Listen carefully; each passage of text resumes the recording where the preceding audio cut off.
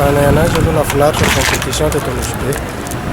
Karak'izay vao nisy orona voalohany amin'ny vaovana Anosibe fa endry zareo nefa mitsibosa no ny andro nafana, mpilalao koa nafana tsara niaraka tao anatin'izay. Ny organisation ny club ny MCNB koa nafinaritra tsara. Critère tafiditra ao anatin'ny norme ny fédération ny terrain'ny Jabala Anosibe.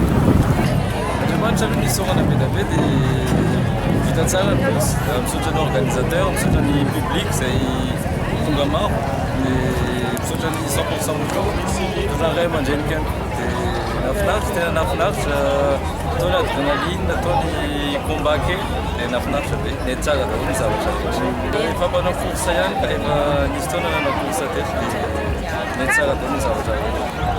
Premièrement, je voudrais remercier 100% Moto, tous les organisateurs de la course, nos sponsors qui sont Motul et tout le monde qui a contribué pour cet événement.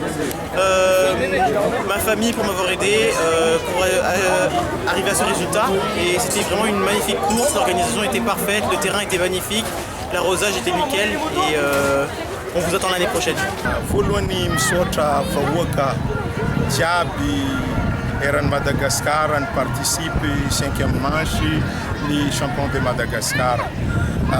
Faita course niani réussite zeng le rana zeng nisy fagiliaza na misy nitapaka naratra hely, ça fait partie de course nataony.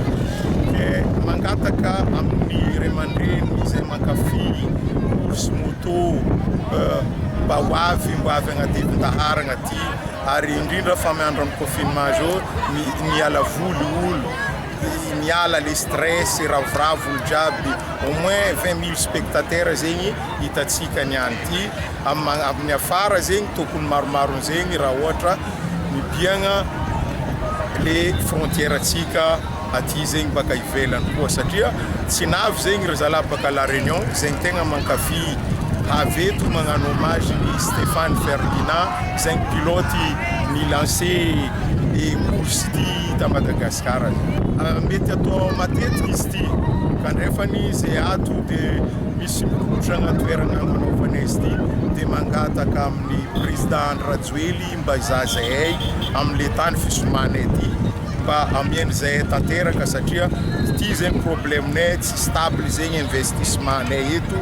Le olo mizaha misy course tsisy losy tany karaha zegny dia mampalahelo raha zay satria sport public nataonay eto dia mangataka zahay amiagna zahay public zegny toerana mamparavoravo zahay na dia misy aza économitsika marefo ty zegny raha mampafaly zahay eto mba gatahinay tanteraka terrain motonay apetraka ho anay ny vahoaka rehetra eran'ny Madagascar zegny izy ty.